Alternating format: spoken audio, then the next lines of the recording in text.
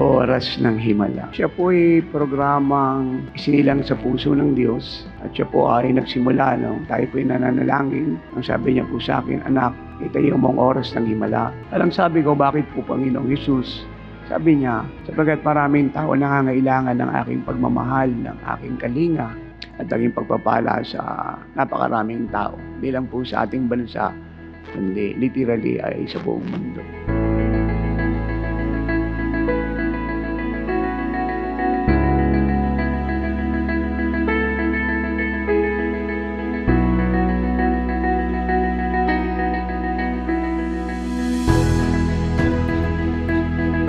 I want oras ng Himala to be exceptional. Sa Diyos ko po inasa ang lahat. At kung kayo po yung magtatanong sa bayan ng Pilipino, bakit? Kasi siya po ang may-ari. Siya po yung nagbigay ng program, siya po yung maging responsible. At ito po yung sama-sama po naming sakripisyo ng buong ministeryo. Sa awa naman po ng Diyos, kami naman po yung nakakabayad.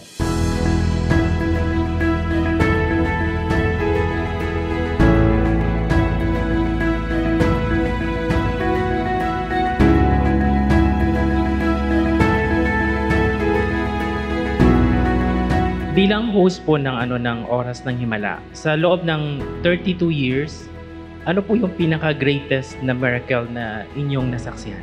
Pag pinag-usapan po natin ang Himala, pangkaraniwan po siya eh. Hindi ko na po maalala kung ano po yung pinaka-greatest dahil sa dami po ng himalang ginawa ng Diyos. Lahat po eh unique, extraordinary. Ako po yung nagpipray po ngayon. Kinausap po ako ng Panginoong Hesus. Ito po ang sabi niya.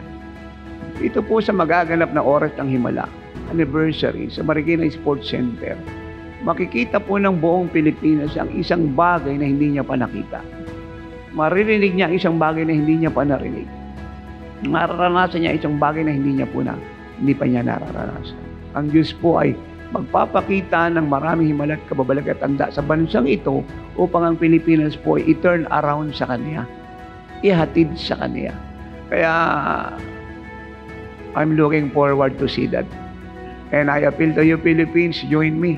Expect that God will visit our country.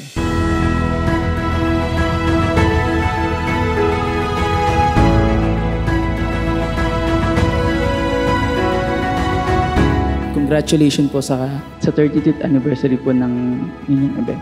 So ang tanong ko po is, maliban po sa Himala, ano pa po yung mga dapat naming i-look forward po sa inyong event?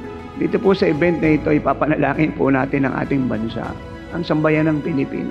Hingin natin sa Amang tulungan niya tayo. Iayos niya po yung gulo rito. Pag-isahin niya po ang sambayan ng Pilipino. Dali niya po ang lahat sa pagmamahalan, sa pagtutulungan. Kaya inanyayahan ko po ang sambayan ng Pilipino. Ito naman po ay live telecast sa ating Facebook, sa YouTube, at iba pa pong mass media outlet natin. Napakahalaga pong tayo po magsama-sama. At ako po ay naniniwala ng 100% sasagutin po tayo ng Diyos.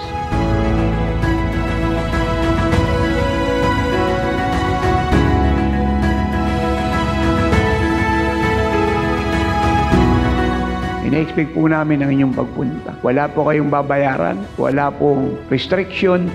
Pumunta po kayo. Kung gaano kayo kamahal ng Diyos, ganun po namin kayo ititreat. And the best weekend, sisiguruhin po namin sa aming walang tigil na pananalangin na alis po kayo na mararanasan ng Diyos.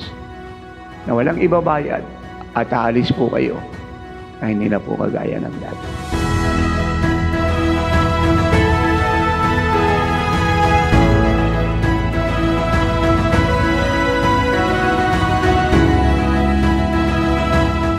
Diyos lamang po ang gumagawa at kami po lahat na nagsama-sama. So meaning to say, talagang ito po ay malinis pong paglilingkod. Wala pong ibang motibo, walang iba pong ambisyon, walang ibang intention, kundi fulfill yung Mark 12:30-31 na ibigin ng Panginoong Diyos ng buong puso, buong lakas, buong kaloob, buong pag-iisip at yung ating kapwa, kagaya ng pag-ibig natin sa ating sarili. And the Lord said, this is the first and the second commandment, and no commandment is greater than this.